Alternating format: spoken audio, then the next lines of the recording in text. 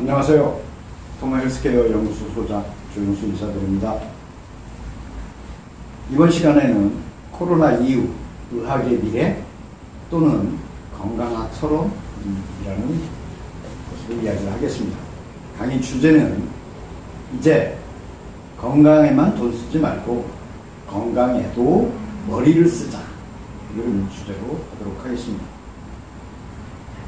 코로나로 인해 많은 것이 변하고 있죠. 정말 놀라운 사실은 많은 자료가 나오고 있습니다만 많은 사람들이 안 아프게 됐다고 합니다.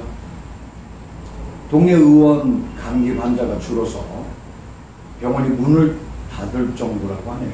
감기 정도는 스스로 나을 수 있으니 노력하면 의료보험료도 대폭 줄일 수 있고 뭐 그런 이야기를 제가 참으로 오랫동안 해왔는데 본의 아니게 제 말이 증언되고 있네요. 그런데 마스크 쓰고 거리 두기 하고 손 씻고 하는 것만으로도 그렇다는 것인가요? 정말일까요? 아마도 그뿐만 아니라 잠 많이 자고 저녁에 많이 돌아다니지 않고 늦게 먹지 않고 특히 술이요, 아침을 먹고 하는 이러한 변화들이 크게 기여한 것이라고 봅니다. 그래서 코로나가 끝나고 나면 저는 결코 끝이 안 날 거라고 생각하지만 끝나고 나면 어떻게 될까요? 를 생각을 해보는 겁니다. 저는 새로운 의학의 시대가 왔다고 보고 있습니다. 물론 제가 예측한 슈퍼박테리아로 인한 것은 아니지만 양상은 비슷하게 전개되고 있는 것 같습니다. 오늘 이야기할 주제는 건강에만 돈 쓰지 말고 건강에도 머리를 쓰자. 어떻게? 가장 큰 전제는 의학에서 건강학으로 패러다임이 변하고 있다는 겁니다. 브래드슨 프로토콜을 쓴 그 브래드슨 박사는 치매를 예방하는 최고의 방법으로 마음을 고쳐먹고 막바로 실행을 하자라고 치매 치료를 위해 마음을 고쳐보는 것을 첫 번째라고 하고 있습니다. 미래의학을 이야기하다 보면 많은 사람들이 상당히 고전적인 용어로 미래를 이야기를 합니다. 단순한 미래 예측이 아니라 미래를 이야기하는데도 미래학적인 용어를 써야 하지 않을까요? 또 하나는 미래의학이 정밀의학이고 맞춤의학이라고 하는데 이 역시 관행의학적인 맥락에서 그런 이야기를 한다는 것입니다. 그래서 미래의학의 범주에 들어가는 후성유전학이나 영양유전체학 역시 관행의학적으로 해석될 수 있다는 거죠. 제 생각은 유전자, 대사, 환경을 통합적으로 봐야 한다는 것이죠. 통합 생리학 베이스로 하자. 뭐 이런 이야기입니다. 판단 기준은 우리 몸에 익숙한 것, 그리고 우리 몸에서 만들어지는 것과 과정을 통해서 기능 통합적으로 하게 될 것이라는 것입니다. 자, 그러면 어떤 미래 예측 사이트에서 나온 글인데 이것을 인용해서 우리 다 같이 한번 생각을 해보면 좋을 것 같습니다. 미래의 특성상 어느 정도 뇌피셜을 인정해야 되지만 그래도 그렇지 바람직한 미래와 있음직한 미래 정도는 좀 구분해서 해야 되지 않을까? 이렇게 생각을 하는 겁니다. 미래 예측 사이트에는 이렇게 나옵니다. 우리는 나이 들면 건강에만 돈 쓴다. 2030년 풍요의 시대 개인은 의미 있고 재미있는 일을 하며 부자가 되는 욕구도 줄어든다. 사람들이 유일하게 가능한 일이고 가족을 먹여 살려야 한다는 이유로 일을 하지만 2030년에는 다르다. 우리는 나이가 들면 의식주에 돈을 쓰지 않고 건강에만 돈을 쓴다. 건강기능식품, 건강을 위한 체력, 예방의학을 위한 노력, 예방의학의 기본은 DNA 검사이다. 미래에는 의사, 약사, 간호사, 그 다음에는 100만 명 이상의 유전자가 나온다. 유전자를 검사한 후 분석하고 알려주고 상담해서 무엇을 먹고 어떻게 운동을 하고 무엇을 준비해야 하는지 알려준다. 짧은 글이지만 제가 조금 전에 말한 고전적인 용어와 관행의학적인 언어를 빼고 이 내용을 보면 참으로 많은 것이 보인다는 것입니다. 우선 의학의 미래이니까 미래를 보는 방법을 조금 말하고 이야기를 하도록 하겠습니다. 미래를 보는 방법은 가능한 미래에서 바람직한 미래를 찾아내는 것이라고 합니다. 가능한 미래는 뭐냐? 모든 미래가 가능하다라고 생각해서 모든 미래를 가능한 미래라고 부르는 겁니다.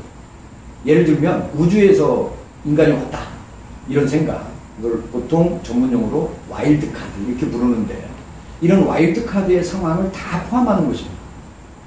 그럴듯한 미래, 있음직한 미래 이런 것도 다 포함하는 거예요. 그럴듯한 미래란 일어나지는 않았지만 일어날 수 있는 시나리오를 생각하는 것을 말합니다.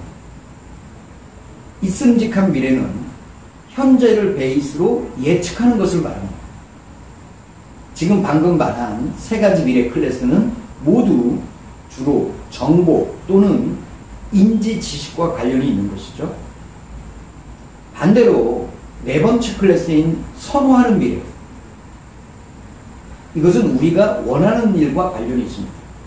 즉 이러한 미래는 인지보다는 약간 더 감정적이죠. 가치 판단에서 파생되고 이전 세 가지 클래스보다 더 명백하고 주관적이긴 합니다. 그렇지만 사람마다 가치가 현저히 다르기 때문에 미래를 생각하는 것도 매우 다양합니다. 이 선호하는 미래, 바람직한 미래는 이전 세 가지 클래스 중 하나에 속할 수도 있습니다. 자, 이제 미래에 대한 이야기를 이쯤 하고 시작을 해야 될 것 같습니다. 앞에서 뭐라고 말했냐면 유전자를 판독해서 얼마나 병을 예견하고 이를 맞춤으로 설명하고 무엇을 먹고 어떻게 운동을 하고 무엇을 준비해야 되는지 알 수 있을까? 가능하긴 하겠지만, 그리고 일부는 언뜻 그럴듯해 보이지만 지금 그렇게 장사를 하고 있는데 많죠. 결코 있음직한 것은 아니라고 봅니다. 물론 내 입장에서는 바람직하지도 않다는 것입니다. 있음직하지 않다고 하는 것은 후성유전, 영양유전체학, 통합생리학, 그리고 마커와 메이커의 해석 등으로 볼 때 유전자를 판독해서 어쩌고 저쩌고 한다는 것은 허망한 이야기일 수 있다는 것입니다. 이영득 박사는 사상 체질에 따라 코로나 발병률이 다르다고 합니다. 그런데 권장하는 음식은 체질별이 아니더라고요. 상황적으로 가장 유리한 식사를 해야 한다고 하는 것이죠. 다시 말해서 소음인이 유리하니까 소음인 식사를 해야 한다고 이야기를 하는 것입니다. 그렇다면 판독해야 할 것은 유전자가 아니라 후성유전학적 베이스로 영양유전체학을 따라서 통합생리학적으로 가장 유리한 것을 찾아야 되겠죠? 이게 무슨 말일까? 뒤에 몇 가지 설명을 더 하고 그리고 다시 이야기를 하도록 하겠습니다. 당연히 그에 따른 조언을 해야 하는 것이고, 물론 이것조차도 관행의학적 처치로 빠질 수 있지만 그럴 가능성이 굉장히 높죠. 바람직한 것은 누구나가 할 수 있고 우리 몸의 자연스러운 방식으로 인류가 익숙한 물질을 통해 해야 한다는 것입니다. 그런 관점에서 미래의학의 로제타 스톤이 되는 것은 기능통합의학이 될 것이라고 합니다. 식생활, 신체활동, 멘탈과 마인드, 그리고 생태적이고 영성에 해당하는 것까지. 계속해서 앞에서 인용한 미래 예측 사이트의 내용을 보면 건강기능식품, 건강을 위한 치료, 예방의학을 위한 노력, 예방의학의 기본은 DNA 검사이다 라고 하는 내용이었죠. 자, 이쯤 되면 DNA 검사가 기본이 아니라 그것도 물론 참조하겠지만 더욱 기본적인 것은 기능통합의학 검사라고 해야 될 것이라고 보는 겁니다. 미래에는 의사, 약사, 간호사, 그 다음에는 100만 명 이상의 유전사가 나옵니다. 처음 듣는 말이죠, 유전자. 유전자를 검사한 후 분석하고 이를 알려주고 상담해서 무엇을 먹고 어떻게 운동을 하고 무엇을 준비해야 하는지 알려준다라고 했는데 여기에서 저는 유전사라는 말만 지적을 해봅니다. 지금의 코로나 상황에서 봤을 때 우리한테 필요한 것은 유전사가 아니라 국민 주치의가 필요하다고 봅니다. 100만 명까지는 아니고요. 자, 의사 1인당 국민이 500명 정도를 담당한다면 의사 10만 명 그리고 의사들에 따르는 부대 인력까지 합치면 50만 명 정도는 필요하다고 봅니다. 유전사는 얼마나 필요하냐? 유전사라기보다도 유전자 판독사 이렇게 이야기를 해야 되겠죠. 지금 현재 영상의학 판독사 하는 의사들 분들이 있어요. 그 정도 수준은 늘어야 되겠죠. 자, 분석은 그렇다 치고 의사와 영양사 그리고 신체활동, 멘탈 및 심리치료, 생활생태 조언, 영성치료를 하는 사람들이 개인 맞춤 치료를 하는 것이 미래 트렌드라고 보는 것입니다. 이에 해당하는 미래 가치가 무엇인지 그것까지는 제가 지금 현재 말하기는 그렇지만 하나만 지적하자면 운동이 아니라 신체활동이라고 하는 것. 신체활동은 바람직할 뿐만 아니라 이미 와 있는 미래로 있음직한 미래라고 하는 것입니다. 우리는 나이가 들면 의식주에 돈을 쓰지 않고 건강에만 돈을 쓴다고요? 과연 그럴까? 그렇다고 해야겠죠. 그런데 미래의학이 바뀐다면 이 말은 건강에 돈을 쓰는 것이 아니라 건강에 머리를 써야 한다고 바뀌어야 된다는 것입니다. 자, 지금부터 머리를 써볼까요? 앞에서 미룬 생소하고 모르는 단어들에 대해서 조금 알아보도록 하겠습니다. 후성유전학 이야기를 했고요. 영양유전치학, 통합생리학, 통합기능의학 이런 이야기를 했습니다. 다음은 김경철 원장이 쓴 글에 대해서 제 생각을 더해서 해보도록 하겠습니다.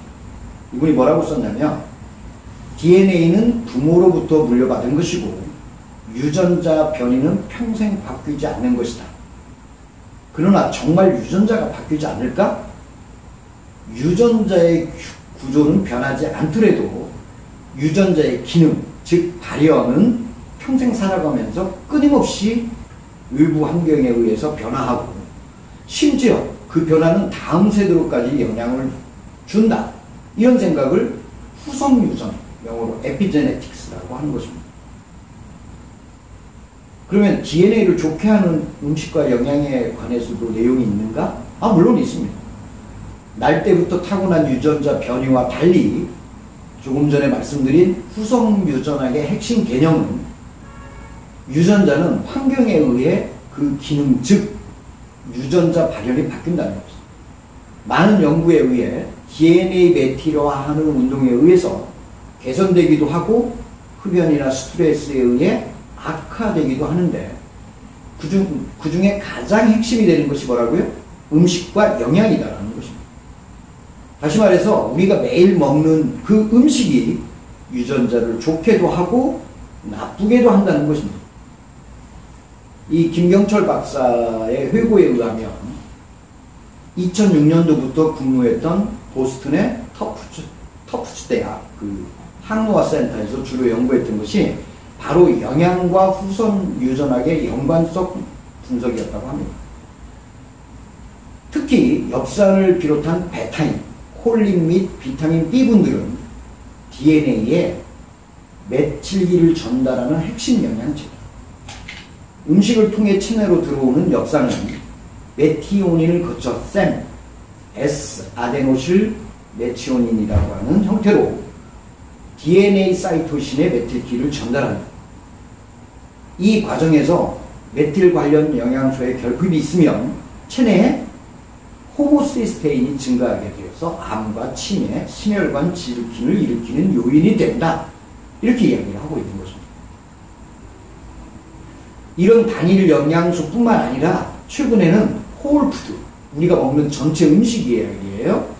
이 연구들도 많이 진행이 됐는데 DNA 배치와 히스톤 변형 및 마이크로 RNA 등을 가역적으로 개선시키는 대표적인 음식으로 많이 연구되고 있는 것이 파이토케미칼이라고 하는 거예요. 그 안에 뭐가 들어있어요? 제니스테인, 방황, 커큐민이라고 하는 거예요. 녹차, 레스베라트롤 이런 것들이 있는 거죠. 이들을 뭐라고 부르냐면 생물학적 활성 음식, 바이오액티브 푸드. 저는 개인적으로 메디칼 푸드라고 부르는 것들인데 이게 각각 후성 유전학적 기전에서 주요 효소나 단백질에 작용해서 유전자 발현에 영향을 준다는 것이죠. 이러한 생물학적 활성화된 음식들은 후성 유전학적 기전을 통해서 암을 예방할 뿐만 아니라 그림과 같이 노화를 늦추고 치매를 예방하며 대사증후군과 비만을 좋게 하는 역할을 한다고 하는 것입니다. 하나 더 영양유전체학이라는 게 있죠. 아까 에피제네틱스하고 역으로 작동하는 게 영양유전체학인데 위키백과에 나온 내용으로 보면 식품 영양과 유전 형질과의 관계를 대형 데이터 생산과 분석으로 연구하는 체학이다. 오믹스. 요새는 뭐 웬만한 학문이 다 오믹스를 붙죠. 식생활. 예를 들면 한국인이 김치를 많이 먹는 것 등과 같은 영양적인 요소가 유전체적으로 어떤 상호작용이 있는지를 대형 코호트 조사를 통해서 연구를 하는 것입니다. 약학 유전체학과도 관련이 있다고 해요. 약을 포함한 모든 영양식품을 아울러서 연구하는 학문을 말합니다. 자, 이번에는 근거중심의학 대 맞춤학이라는 내용을 이야기를 하도록 하겠습니다. 영양 관련 연구에서 자주 강조되는 것이 근거중심의학입니다. 약물과 달리 영양 관련 연구는 결과가 일정하지 않는다는 게 단점이죠. 어떤 연구에서는 비타민 섭취가 질병 예방에 도움이 된다고 하기도 하고 어떤 연구에서는 도움이 되지 않고 오히려 해가 된다고 이런 결과가 나와요. 왜 비슷한 설계의 연구가 정반대의 결과를 나오게 할까? 보통 연구에서 가장 많이 사용하는 무작위 할당 임상 연구에서는 대상자 모두에게 같은 용량의 영양소를 제공해서 복용케 하고 특정 결과가 나오기를 기대하는 거죠. 앞서 비타민 D 대사를 통해서 보듯이 모든 사람들이 같은 용량의 비타민 D를 섭취하더라도 합성과 대사가 되는 단계에서 효소 및 단백질을 코딩하는 유전자가 모두 사람마다 다르다는 거죠. 그러니까 최종적으로 체내에서의 작용은 다 다를 수밖에 없다. 이렇게 되는 겁니다. 그 결과 사람마다 다른 결과를 낼 수밖에 없는 것이 대규모 대상으로 하는 연구의 가장 큰 한계입니다. 설령 대규모 연구에서 의미 있는 결과를 낸 경우라도 거기서 추천하는 평균적인 의미를 갖는 영양소가 실제 각 사람에게 똑같이 작용할 것인가에 대해서는 누구도 장담하지 못한다는 거예요. 비록 연구에서는 의미 있는 평균적인 진단이나 치료가 개개인에게는 의미가 없어지는 경우가 많더라는 거죠. 그러므로 근거중심의학, 즉 인구 집단에서 얻어지는 연구를 개인에게 적용할 때는 반드시 개인 특성을 고려해서 접근해야 한다는 것입니다. 그것이 바로 맞춤의학인 것입니다. 내용이 어렵습니다. 어려워도 보통 어려운 게 아닙니다. 내가 필요한 부분만 다시 이야기를 해보면 유전자가 생긴 대로 발현되는 것이 아니라 나중에 상태에 따라 유전자가 발현하기도 하고 안 하기도 한다는 것입니다. 여기에 영양소가 큰 영향을 미친다는 것이죠. 우리는 통합적으로 이들을 고려해서 평상시 먹는 식사를 통해 건강한 몸과 마음을 지켜야 할 것입니다. 제가 최근에 쓰고 있는 책 중에 하나가 원래 팔레오 구석기 시대식이라고 했죠. 팔레오 시기인 한식을 통해서 세계적으로 유명해진 건강식이라고 하는 지중해식 케톤식을 구현하자는 것입니다. 이 또한 이제까지 말한 미래의학적 차원에서 그렇게 하는 것입니다. 그래서 제가 앞부분에서 뭐라고 했느냐면 미래의학은 질병학이 아니고 건강학이 될 것이다 이렇게 이야기를 하고 있는 것입니다. 자, 제가 생각하는 건강학은 다음과 같은 생각입니다. 몇 가지로 나누어서 이야기를 드리도록 하겠습니다. 첫째, 원래 팔레오 시기인 우리의 평상시 음식은 우리에게 건강을 가져다 줄 수 있다는 겁니다. 두 번째, 우리가 먹는 음식이 후성적으로 유전자의 발현을 조절한다는 것입니다. 세 번째, 건강은 개인의 유전자 타입보다 음식과 생활 습관에 의해 결정될 수 있다는 것입니다. 네 번째, 식사요법, 영양요법, 간헐적 단식 등 건강을 지킴으로써 전염병에 대응하고 만성질환을 예방하고 후기 만성질환에 더 적절하게 대처합니다. 다섯 번째, 영양학적 지식과 유전자형에 대한 지식 그리고 환경적인 지식이 통째로 건강을 유지하는 데 기여할 수 있다. 아주 참 대단한 5가지 원칙을 이야기를 했는데 제가 쓴 게 아니고요. 이 내용들은 UC 데이비스의 뉴트리제노믹스 프로그램에 나오는 영양 유전체학의 특징 5가지를 우리 한국 실정에 맞게 제가 건강학 개념으로 고쳐서 정의를 해본 것입니다. 다시 앞으로 돌아가서 우리는 나이 들면 건강에만 돈 쓴다. 그 말에 대해서 이야기를 해보도록 하겠습니다. 이 말은 우리는 나이 들면 건강에만 머리를 쓴다. 이렇게 고쳐야 된다는 겁니다.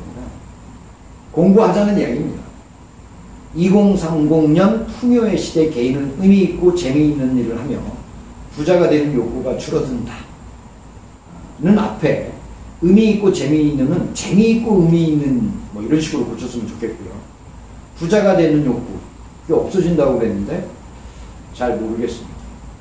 인간이 부자가 되고 싶은 것은 남을 지배하고자 하는 데서 온 것이고 이는 인간의 본성에 가까운 것이니 제도적으로 통제를 해야 된다. 이렇게 말하는 경제학자가 있습니다. 그 유명한 베블레니안 소리입니다. 사람들이 유일하게 가능한 일이고 가족을 먹여 살려야 한다는 이유로 일을 하지만 2030년에는 다르다. 이렇게 이제 마지막 이야기가 되겠습니다. 하여튼 일에는 직업 말고도 사회를 위한 자율노동 그리고 자활노동이 필요하다고 합니다. 저는 이걸 조금 바꿔서 자활노동 대신에 노동이라고 하니까 좀 그렇잖아요. 즉 신체 활동을 늘려야 한다는 말로 고쳐서 말하고 싶습니다.